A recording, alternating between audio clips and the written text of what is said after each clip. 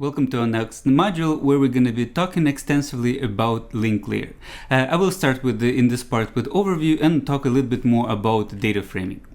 So first of all, link layer. So in link layer, what we have is simply trying to focus on transmission of packets or transmission of so-called data frames between nodes that are on the same link layer or the same segment of the network.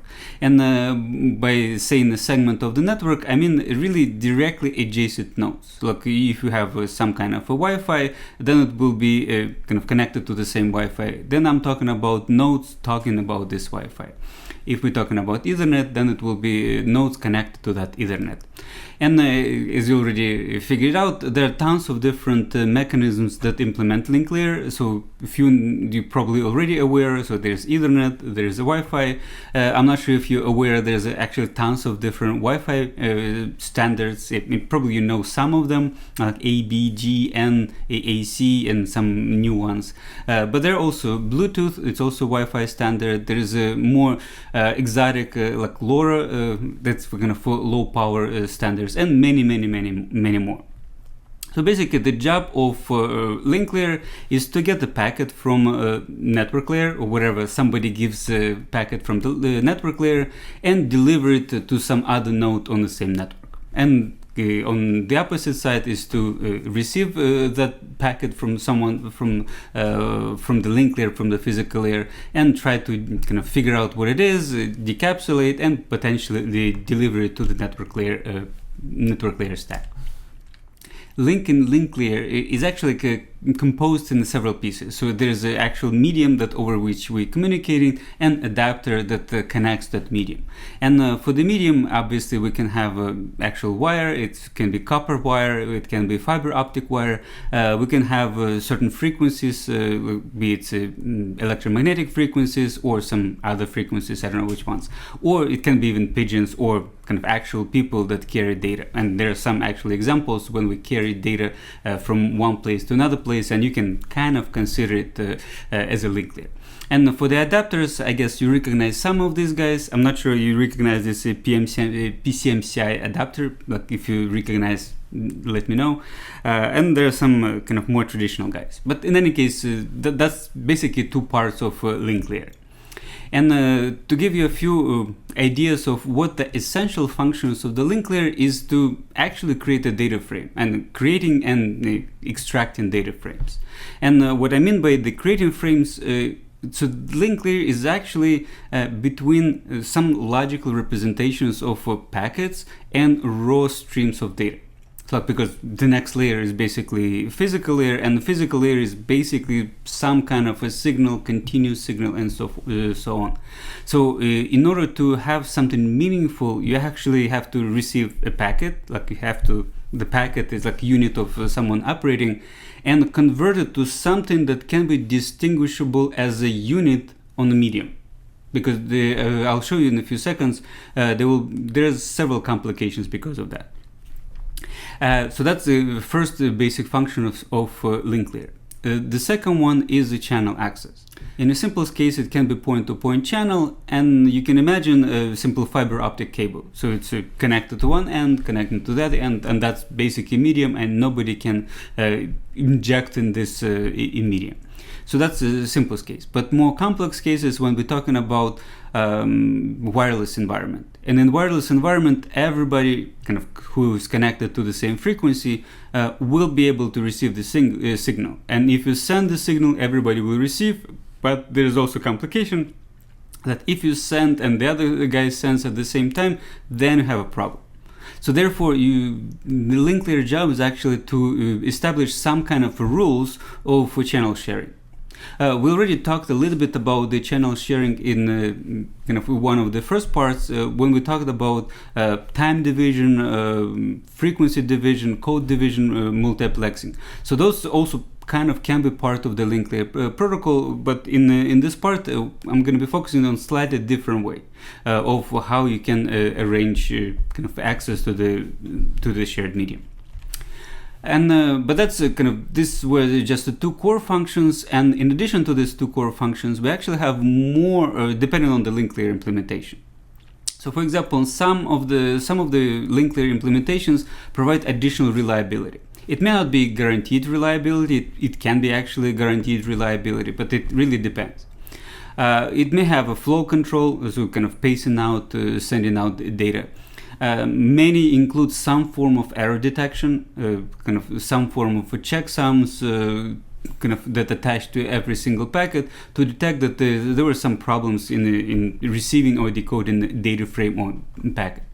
And actually, in addition to just detection of the error, some of the protocols actually include error correction. So like you receive, you detect there is some error, but if there is some enough redundancy in this packet, you can actually sometimes correct that error. So without resorting to retransmissions. And I think we cover at least the reliability part in the wireless part of this module, but the rest kind of remember that those options technically exist, but it really depends on the link layer.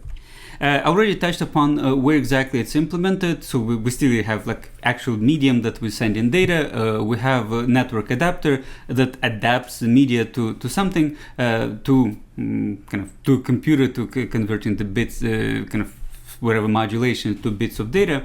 But there is actually sometimes a little bit more complex than that, because we normally we have computers, we have chips, and what we actually have sometimes is a slight separation between some parts implemented completely in hardware, some parts is kind of can be implemented sometimes in hardware, sometimes in software, and some parts are completely devoted to kind of CPU and software implementations. So in today's environment, it's actually not that important too much, because like all chips usually, all kind of adapters have kind of been embedded in kind of in iPads and iPhones and whatever other devices. But in kind of old days, you had to get actual adapter that is you have to put in a separate slot on your computer, and then that adapter may implement some of the functions or kind of offload some of the functions to the operating system and software drivers. To give you one more illustration of the actual communication for the adapters, just consider these two sides. So there is a receiving side, there is a sending side, and there is a receiving side. So the job on the sender side is to, as I said, get the packet from the network layer, encapsulate in so-called data frame, and kind of I'll keep emphasizing this one. And in order to put the data in the data frame, there is some magical bit and byte stuffing. We'll get to that point as well. And then some form of error correction if it's implemented as part of the protocol. And on the receiving side, it's actually interesting. It's not necessarily in the same order, because the first thing that you need to do is to figure out in a stream of bits that you're receiving, where exactly is that frame? And kind of remember that's a question that I keep mentioning. So there's when you're receiving stuff, it's basically this 0, 1, 0, 1. Actually, I'm saying different thing. Okay, so 1, 0, 1, 0, 1, 0, 1, 0, 1, 0. So this is what being transmitted as part of the physical and the first part of the link layer protocol. So it's simply a signal that being encoded. But the job of the adapter is actually figure out, is it a frame? Is it a packet? Does it start here? Does it start here? Does it start here? Like that's basically the job. And how to do it? I don't know. I'm asking the question right away, so this will be not graded question. But think a little bit before you go forward with this lecture. So how actually you can do that? Like because so the job on this side is quite simple. You got the packet. It's already has a boundary because it's in memory. You may do some magical encoding, and then you have to put it on a wire. Look, you have to put kind of to stream this packet basically to the medium, to kind of modulate with light, modulate with the electromagnetic stuff. But when you receive the frame, when you receive all the signals, you decode each individual number, like 1, 0, but you still have to figure out where is start, like because it's really kind of interesting question. Okay, so I intrigued you a little bit, I hope. So now get a little bit of answer to the question. So basically the answer to the question is the data frame. So data frame is not just a word that representing the same as the packet. It has a similarity to the packet. It's actually encapsulate the packet itself, but it also contains some extra stuff.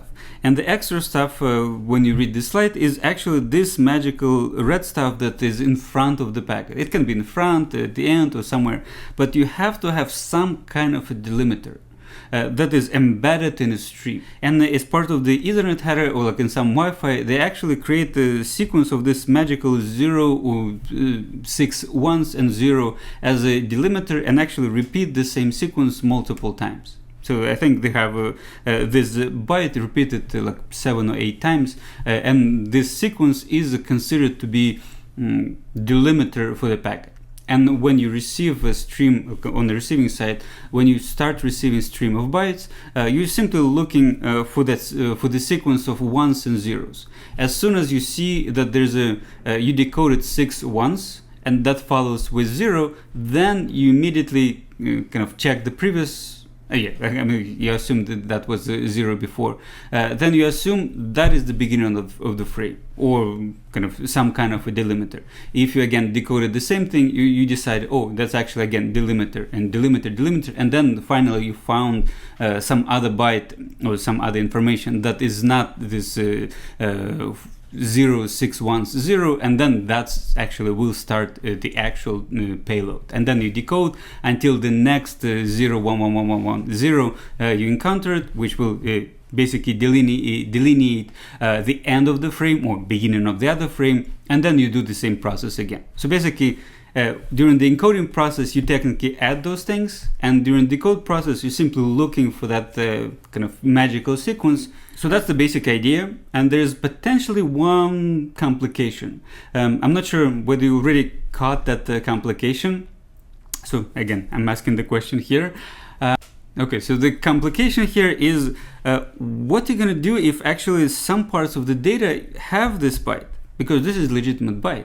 I forgot what it represents in ASCII, but it is a byte. Like if you include it as part of the data, then during the decoding process, you can mistakenly see this byte as a delimiter, and kind of that will create a problem. So what to do? So people actually come up with a bunch of different solutions, but essentially all of them boil down to some kind of prohibiting that sequence to appear in the data stream. And by prohibiting, they do some form of encoding. And you're already familiar with one type of encoding, not exactly for this purpose, but it was essentially in the same principle, base 64. So the one that is used in SMTP for the purpose of sending binary data over text protocol. The several algorithms that listed on the slide simply split between bit stuffing, somehow it's mentioned HDLC byte stuffing, but it's actually bit oriented, and several byte oriented mechanisms. And as you see on the slide, the algorithm is really simple. So as soon as you see the sequence of 5 ones, you just insert add 0 at the end. Not at the end, but you add the 0, and then continue the logic. As soon as you count 5 ones as a sequence, you add the 0. And for the kind of process on the other side is as simple as it is, because you know that if you saw 5 ones, you added 0. In this case, if you saw you see the 5 ones, you basically remove the 0 and kind of proceed with whatever encoding. So it's actually very helpful. It guarantees that that sequence of 0, 6, 1, 0 will never appear in the data, and if it appears, if it appears, then it means it's the end of the frame or beginning of the frame. The other two approaches, I'm not going to talk in more detail, but leave them on the slides. Kind of the same idea, but for slightly different purpose. So some protocols not operating on a bit level, but rather on a byte level. So we have this famous PPP, point-to-point protocol. Used to be for just the dial-ups, like all those dial-ups, faxes and stuff. So in those cases, you want to have some form of a byte-oriented mechanism.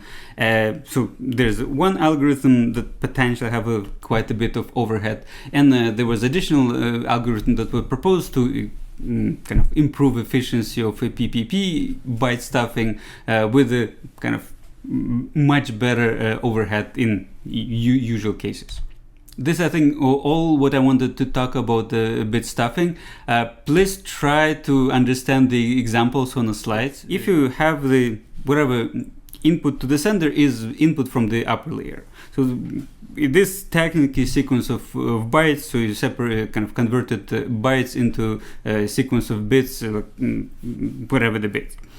So what you do then as a kind of the output of this, you basically, you know that you need to add the frame beginning. So you just kind of created 0, 6 ones, and 0. So that would be your beginning of the frame. You may repeat this symbol a couple of times, but this is kind of irrelevant for this example. And then you start encoding. I mean, for the purpose of this encoding, I just included kind of the same byte to appear right away. So what we need to do in the encoding, so what we're trying to do is 0, and then writing 5 ones. We're counting that we have this 5 ones. By the rule, we have to add 0. So we simply add in the 0 and then reset our logic and start writing as whatever we're writing. So 0, 0, 0, then another 0, 1, 0, 1, 0, 1, 0, 1, again 0, 1, and then again we have this long sequence of ones. We counted that we got to the point of 5 of ones, we added 0, now we have 0, 1, and then 0, and that, assuming if we got to the point of the end, so that would be the end, and we just basically add additional delimiter of 6 0 and 6 ones and 0. So that would be basically a formatted frame. And I hope I didn't mess up, and the input to the receiver should be exactly the same what I kind of highlighted on the slide. And during the decoding process, that's exactly what you're trying to do. Like as soon as you detect in this input 6 ones, then it means separated by zeros. Then something, this is the delimiter of the frame. If we actually encounter it as 6 ones, or like more than 6 ones, then it's the indication of some big problem with the reception, because using this encoding, this is literally impossible to appear. But if you see that, then just keep reading. Otherwise, I mean, assuming something better will appear afterwards. Again, on the slides, I also left out for PPP byte stuffing. There's a COBS kind of consistent overhead byte stuffing. So kind of take a look. We may maybe have some exercise about that, but I'm not going to talk in detail. And to summarize our introduction to link layer, so the job of the link layer is to get a packet from the network, create this magical data frame, and send it out. And when we're talking about sending out, we're talking about sending out from one endpoint on the link layer to the other endpoint on the link layer. So a host connected to Ethernet to another host connected to the same Ethernet, or host connected to Wi-Fi to some host another Wi-Fi, or phone connected to Bluetooth with some adapter, and so forth and so on. For the link layer, as I said, we have 2 essential functions. Again, creating the same data frame. Another function, channel partitioning. So this will be talking a bit more detail. And I mentioned a few other functions that are kind of optional, depends on the specific implementation. And again, getting back to the data frame, it's important to have some kind of delimiters, so bit and byte stuffing, to encode with bit and byte stuffing, to encode boundaries. So in order to convert continuous stream of something that you're receiving into the packets, or like into data frames, and then from the data frames you can actually extract packets and continue processing and delivering to the network layer. Okay, so that was it for the introduction, and see you next part.